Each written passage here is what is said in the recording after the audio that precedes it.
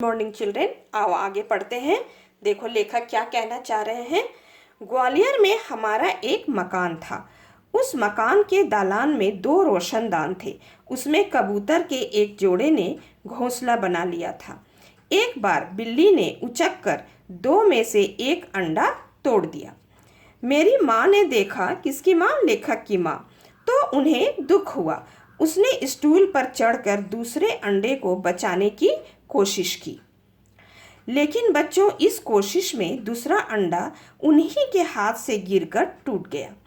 कबूतर परेशानी में इधर उधर फड़फड़ा रहे थे। उनकी आंखों में दुख देखकर मेरी माँ की आंखों में आंसू आ गए। लेखक की माँ की आंखों में।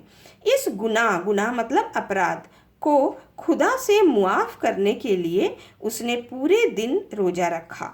दिन भर कुछ खाया पिया नहीं, सिर्फ रोती रही और बार बार नमाज पढ़ कर खुदा से इस गलती को मुआफ करने की दुआ मांगती रही। तो बच्चों, कितनी करुणा थी लेखक की माँ के हृदय में भी।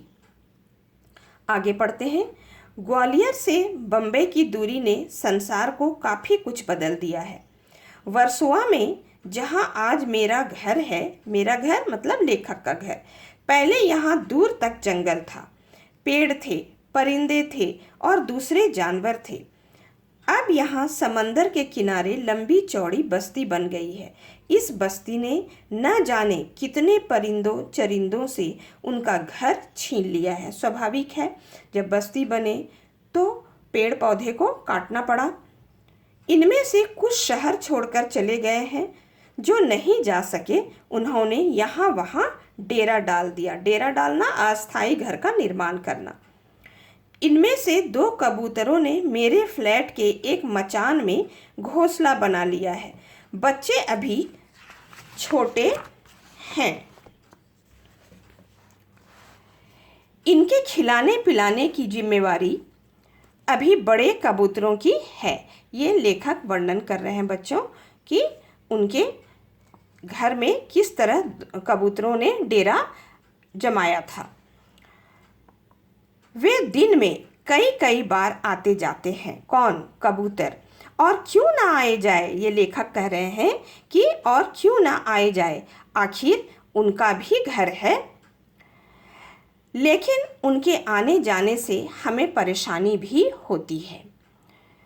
क्या परेशानी होती है? देखो बच्चों, वे कभी किसी चीज़ को गिरा कर तोड़ देते हैं, कभी मेरी लाइब्रेरी में घुसकर कबीर या मिर्ज़ा गालिब को सताने लगते हैं।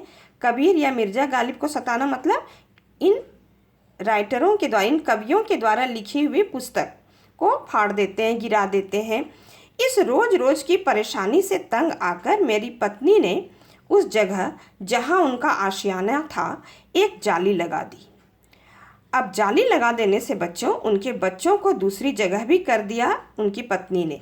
अब जाली लगा देने से क्या हुआ, उनके आने की खिड़की को भी बंद किया जाने लगा और खिड़की के बाहर अब दोनों कबूतर रात भर खामोश और उदास बैठे रहते हैं, क्योंकि वो अपने बच्चों से मिल नहीं पा रहे हैं। मगर अब लेखक कहते हैं यहाँ बच्चों समझना है कि मगर अब न सोलोमन है जो उनकी जुबान को समझकर उनका दुख बांटे, न मेरी माँ है जो इनके दुखों में सारी रात नमाजों में काटे। तो बच्चों, यहाँ 2 पंक्ति दी हुई है, इसे पढ़ते हैं।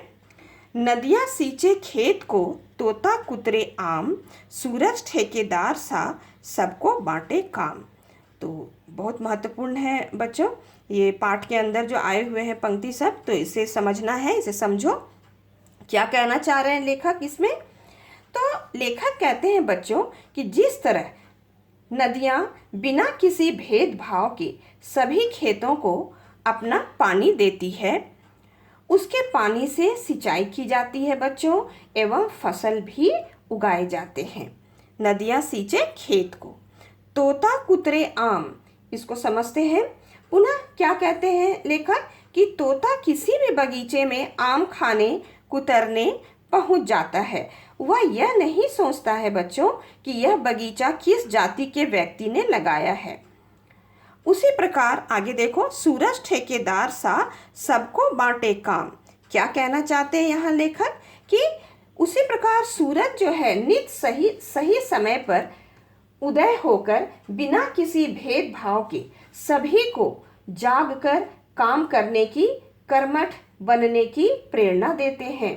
अर्थात यहाँ लेखक हमें संदेश दे रहे हैं बच्चों कि हमें भी नदी एवं सूरज के समान परोपकारी बनना चाहिए एवं तोते की तरह भी भेदभाव रहित व्यवहार करना सीखना चाहिए, तभी हम सभी इस धरती पर सुखी रह पाएंगे।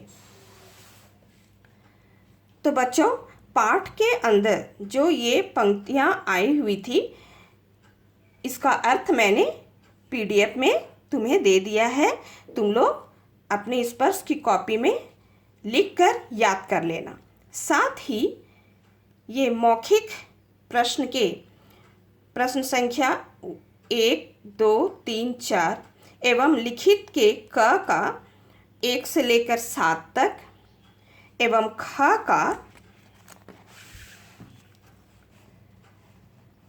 का 1 से लेकर 3 तक के प्रश्नों के उत्तरों को भी तुम लोग अपने स्पर्श की कॉपी में साफ सुंदर अक्षरों में स्पष्ट रूप से लिख लेना। बच्चों, मैंने तुम्हें पाठ को पढ़ाया, समझाया। अब तुम लोग भी अच्छी तरह से पढ़कर इन सारे प्रश्नों के उत्तरों को लिख लेना समझकर। प्रश्न संख्या ख का 4 नंबर का मैंने ऑलरेडी पहले ही तुम लोगों को PDF में बनाकर दे दिया है। और बच्चों, यहाँ लिखित में प्रश्नों के उत्तर में यहाँ 50-60 शब्दों में था, जो अब ये नहीं 50-60 शब्दों में नहीं आता है, 60-70 में आता है। मैंने इसे कट करके लिख दिया है, तो इसी अनुसार तुम्हें उत्तर बनाना है। और यहाँ भी 25-30 नहीं, 30 से 40 शब्दों में ही तुम्हें उत्तर लिखना है। और बाकी आशय स्पष्ट करें, व्याकरण भाग हम लोग नेक्स्ट क्लास में चर्चा करेंगे।